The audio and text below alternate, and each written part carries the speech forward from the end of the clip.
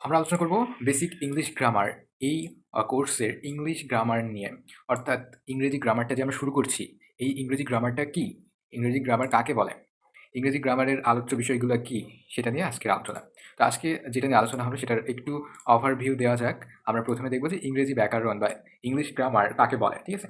তারপরে দেখব যে ইংরেজি গ্রামারের প্রয়োজনীয়তা কি?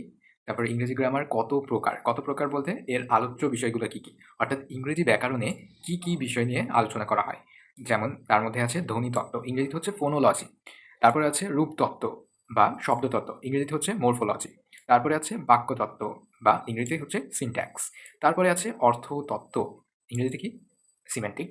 তারপরে আছে প্রায়োগিক বা ব্যবহারিক তত্ত্ব বা প্রাগমেটিক্স, ঠিক আছে? এই যে কয়টা আলোচ্য বিষয় ইংরেজি ব্যাকরণের, এগুলো নিয়ে আজকে আমাদের আলোচনা, যে ইংরেজি গ্রামারের কোথায় কী নিয়ে আলোচনা করা হয় এবং প্রথমত ইংরেজি গ্রামারটা কাকে বলে। তাহলে দেখা যাক ইংরেজি গ্রামার কাকে বলে। সহজ ভাষায় ইংরেজি ব্যাকরণ বা ইংলিশ গ্রামার হলো একটি ভাষার নিয়মকানুন। তার মানে ইংরেজি ভাষার নিয়মকানুনই হচ্ছে ইংরেজি গ্রামার। ইংরেজি ভাষার কাঠামো, ইংরেজি ভাষার পদ্ধতি, এর সম্পূর্ণ একটা সেটই হচ্ছে ইংরেজি গ্রামার।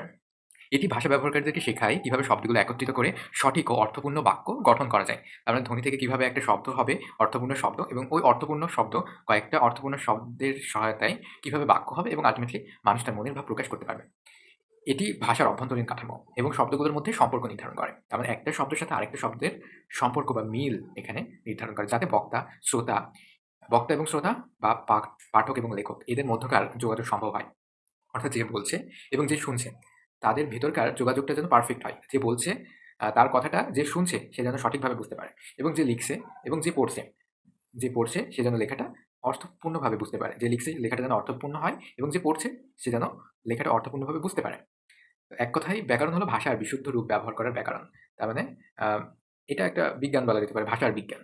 আচ্ছা, তো গ্রামারের প্রয়োজনীয়তা কি? সঠিক যোগাযোগ। তারপর হচ্ছে স্পষ্টতা ও নির্ভুলতা, যাতে আমাদের বলতে লিখতে নির্ভুল হয়। বোধগম্যতা, নির্ভুল হলে যাতে সামনের জন, যে পড়বে কিংবা যে আমার কথা শুনবে, সে যেন বুঝতে পারে।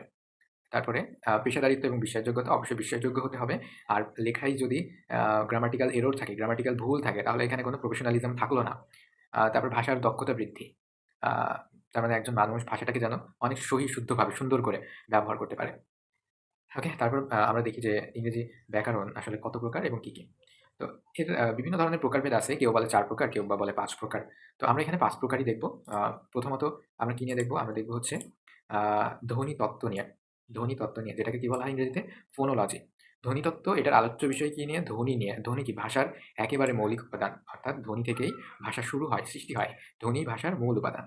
অর্থাৎ ওই ধ্বনিটা কিভাবে উচ্চারণ করতে হবে, কোনো শব্দ কিভাবে উচ্চারণ করতে হবে, শব্দের উচ্চারণের স্থান কোথায়, অর্থাৎ আমাদের যে কণ্ঠ, আমাদের যে ভোকাল কর্ড কিংবা ফুসফুস, আমাদের মুখের বিভিন্ন স্থান, কোথায় শব্দটা আ আ রূপান্তরিত হয় কিংবা কোথা থেকে এই শব্দটা বের হয়, আ সেই সব নিয়ে আলোচনা করা হবে। এবং ভাওয়েল অ্যান্ড কনসোনেন্ট নিয়ে। তার মানে স্বরধ্বনি এবং ব্যঞ্জনধ্বনি। স্বরধ্বনি, ব্যঞ্জনধ্বনি বলতে বোঝায় যে আ উচ্চারণ উচ্চারণের সময় কোথাও বাধা পাচ্ছে কিনা কিংবা কারো সাহায্য লাগছে কিনা, এটা নিয়ে। তবে উচ্চারণের উপর জোর দিয়ে আমরা যদি কোনো ওয়ার্ড বা কোনো সেন্টেন্স উচ্চারণ করি, তাহলে ওই ওয়ার্ডের কোনো, কোনো জায়গায় একটু জোর দিয়ে বা একটু উচ্চ স্বরে জোর দিয়ে উচ্চারণ করা হয়, এবং কিছু জায়গায় আ উচ্চারণ একটু কম জোরে করা হয়। তো একটা শব্দের যেই সিলেবলটাতে জোর দিয়ে উচ্চারণ করা হয় সেটা হচ্ছে স্ট্রেস, এবং যেখানে জোরটা থাকে না, কম জোর থাকে যেখানে, সেটা হচ্ছে আনস্ট্রেস, ঠিক আছে? এবং আমরা কথার ভেতরে যখন বাক্য ব্যবহার করি, অর্থাৎ যখন কথা বলি, তখন আমাদের উচ্চারণ ভঙ্গিটা কেমন হবে সেটা নিয়ে এখানে আলোচনা করা হবে। তারপর রূপতত্ত্ব। রূপতত্ত্ব বা ইংরেজিতে কি বলা হয়? মরফোলজি। এটা মনে রাখতে হবে। রূপতত্ত্বের আরেক নাম কি? শব্দতত্ত্ব। তো শব্দতত্ত্বে নিশ্চয়ই শব্দ নিয়ে আলোচনা করা হবে। অর্থাৎ ওই শব্দটা কিভাবে গঠন হয়েছে, ওই শব্দটা কোথা থেকে উৎপত্তি হয়েছে, শব্দটা শব্দটার যে যাবতীয় কাঠামো, স্ট্রাকচার, সেগুলো নিয়ে আলোচনা করা হবে। তারপর শব্দের গঠন, ওই শব্দটা কিভাবে তৈরি হইছে। ওয়ার্ড ফরমেশন, তাই না? যেমন এটা সাফিক্স দিয়ে তৈরি হতে পারে কিংবা প্রিফিক্স দিয়ে তৈরি হতে পারে। প্রিফিক্স মানে কি? বাংলায় উপসর্গ। সাফিক্স মানে কি? বাংলায় প্রত্যয়, ঠিক আছে? আর বিভিন্ন ধরনের পার্টস অফ স্পিচ নিয়ে আলোচনা করা হবে। অর্থাৎ noun, pronoun, adjective, verb, adverb, preposition, conjunction, interjection. অর্থাৎ যত ধরনের শব্দ আছে, এই যে ক্লাসিফিকেশনটা, এটা সমস্ত শব্দের জন্য। তারপরে বিশেষ্য, সর্বনাম, ক্রিয়া ইত্যাদি বিভিন্ন রূপ। তার মানে তারা একবচন নাকি বহুবচন, এই রূপের কারণে শব্দটার যে রূপ, আল্টিমেটলি রূপটার যে পরিবর্তন হয়, সেটাও রূপতত্ত্বের আলোচ্য বিষয়। এবার আমরা দেখব বাক্যতত্ত্ব নিয়ে। বাক্যতত্ত্বের ইংরেজি কি? বাক্যতত্ত্বের ইংরেজি হচ্ছে সিনট্যাক্স, ঠিক আছে? তো সিনট্যাক্স দেখা যায়। বাক্যতত্ত্বে নিশ্চয়ই বাক্য নিয়ে আলোচনা করা হবে। বাক্যতত্ত্বে কি নিয়ে আলোচনা করা হবে? বাক্য নিয়ে। অর্থাৎ একটা বাক্য কিভাবে গঠিত হয়, কতগুলো শব্দ কিভাবে কোন নিয়মে পাশাপাশি বসে একটা বাক্য তৈরি হয়, সেটা নিয়ে আলোচনা করা হবে। সো বাক্যের গঠন, স্ট্রাকচার অফ সেন্টেন্স। তারপর হচ্ছে বাক্যের প্রকারভেদ, type of sentence, like declarative, interrogative, imperative, objective, exclamatory. ডিক্লারেটিভের আরেকটা আমরা জানি কি বলি আমরা এটাকে? অ্যাসার্টিভ সেন্টেন্স, তাই না? তারপর বাক্যের উপাদান যেমন হচ্ছে কর্তা বা ইংরেজিতে সাবজেক্ট, বাংলায় ক্রিয়া, ইংরেজিতে ভার্ব এবং ইংরেজিতে অবজেক্ট, বাংলায় কর্ম। এইগুলার পারস্পরিক সম্পর্ক অর্থাৎ কোনটা কোথায় বসবে। শব্দক্রম এটা সবথেকে বেশি গুরুত্বপূর্ণ। ওয়ার্ড অর্ডার মানে কোন ওয়ার্ডের পর কোন ওয়ার্ডটা বসবে। পার্টস অফ স্পিচের বিভিন্ন ধরনের যে পজিশন আছে, কোথায় কোন শব্দটা বসবে সেটা নিয়ে এখানে আলোচনা করা হয়। যেকোনো শব্দ যেকোনো জায়গায় দিলে তো হবে না। যেমন আই, রাইস, ইট, আই এভাবে উল্টোপাল্টা বললে হবে না। এটার একটা শব্দক্রম আছে, এটার একটা নিয়ম আছে, সাবজেক্ট, ভার্ব, অবজেক্ট এটা নিয়ে।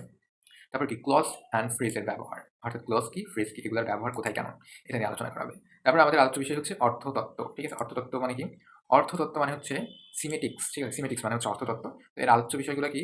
এটি শব্দগুচ্ছ, বাক্যের অর্থ নিয়ে আলোচনা করা করে কিভাবে শব্দগুলোর অর্থ প্রকাশ করে এবং একটি বাক্য অর্থ সম্পূর্ণ করে তা নিয়ে এখানে আলোচনা করা হয়। তার মানে এখানে অর্থের উপরে ফোকাস দেওয়া হয়, অর্থাৎ একটা শব্দের অর্থ কিরূপ হবে, কোথায় বসলে কার অর্থ কেমন হবে।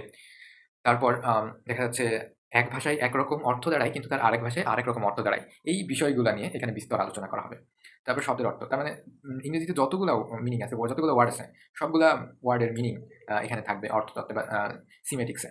তারপর বাক্যের অর্থ, ওয়ার্ডের অর্থের পরে আসবে বাক্যের অর্থ। তারপর সমর্থক শব্দ বা ওই যে ভোকাবুলারির যে পার্টটা সেটা সবই অর্থতত্ত্বের পার্ট। ঠিক আছে, ভোকাবুলারিটা হচ্ছে অর্থতত্ত্ব বা সিমেটিক্সের পার্ট। তো এখানে সিনোনিম মানে কি? সমর্থক শব্দ। অ্যান্টোনিম মানে কি? অ্যান্টোনিম মানে হচ্ছে বিপরীত শব্দ, বিপরীতার্থক শব্দ। ঠিক আছে, তারপর বহু অর্থবোধক শব্দ, এটাকে বলা হয় পলিসেমি।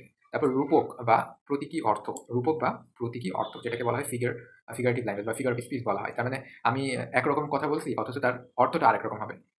তো মনের ভিতরে একরকম অর্থ নিয়ে বাইরে আরেক রকম অর্থ প্রকাশ করা, এটাকে বলা হয় ফিগারেটিভ ল্যাঙ্গুয়েজ। ঠিক আছে, তো এর ভিতরে আছে আইরনি থাকতে পারে, আইরনিটা তারই মতো একটা বিষয়। আইরনি হতে পারে, সার্কাজম হতে পারে, মানে মজা করে বলা আর কি। তো যাই হোক, আর প্রায়োগিক অর্থ বা ব্যবহারিক অর্থে, ব্যবহারিক অর্থ কেমন, প্রায়োগিক বা ব্যবহারিক অর্থটা কেমন, এটা কি আসলে? তো আলোচ্য বিষয় হচ্ছে ভাষার ব্যবহার নিয়ে। আমরা ভাষার ধ্বনিতত্ত্ব জানলাম, আমরা রূপতত্ত্ব জানলাম, আমরা বাক্যতত্ত্ব এবং অর্থতত্ত্বও জানলাম। এখন সেটাকে আমরা কোথায় কিভাবে ব্যবহার করতে পারি সেটা নিয়ে আলোচনা করা হবে। তো আমরা কনভারসেশনের ভিতরে কিভাবে আলোচনা করতে পারি, তারপরে আমরা কিভাবে বক্তা তার এক ইন্টেনশন থেকে সেটা আলোচনা করতে পারে, তারপর প্রাসঙ্গিক অনুযায়ী ভাষার অর্থ পরিবর্তন। তার মানে দেখা যাচ্ছে আমার ভাষাটা একরকম কিন্তু একটা ঘটনায় সেটার মিনিং আরেক রকম হয়ে যাচ্ছে। আমি কোনো একটা ঘটনার প্রেক্ষিতে আমার ওই ওয়ার্ডটার মিনিং পরিবর্তন হয়ে যাচ্ছে, আমার বাক্যটার মিনিং পরিবর্তন হয়ে যাচ্ছে। এটা হচ্ছে প্রাসঙ্গিক অনুযায়ী বা কনটেক্সচুয়াল মিনিং। তারপর ব্যঙ্গ উপহার যেটার কথা বললাম, অর্থাৎ ফিগার অফ স্পিচের ভিতরে পড়ে আন্ডারস্ট্যান্ডিং আইরন অর সার্কাসম। তার মানে আইরনি বলতে বোঝায় যে কোনো অনেক বড় কিছু যেটাকে আমি তুচ্ছ-তাচ্ছিল্যভাবে বলছি, কিংবা তুচ্ছ-তাচ্ছিল্য বিষয়কে আমি অনেক বড় করে বলছি, তাচ্ছিল্য করে অনেক বড় করে বলছি। অথবা দেখা যাচ্ছে আমি কোনো বিষয়টাকে মজার সাথে বলছি। ঠিক আছে? তো এই ধরনের বিষয়কে বলা হয় হচ্ছে সার্কাসম। ওয়েল, তো এই ছিল আমাদের বাংলা ব্যাকরণ পাঠ। তোমরা অবশ্যই ডেসক্রিপশনটা দেখে নাও। আমরা বাংলা ইংরেজি ব্যাকরণ কিভাবে ব্যবহার করি সেটা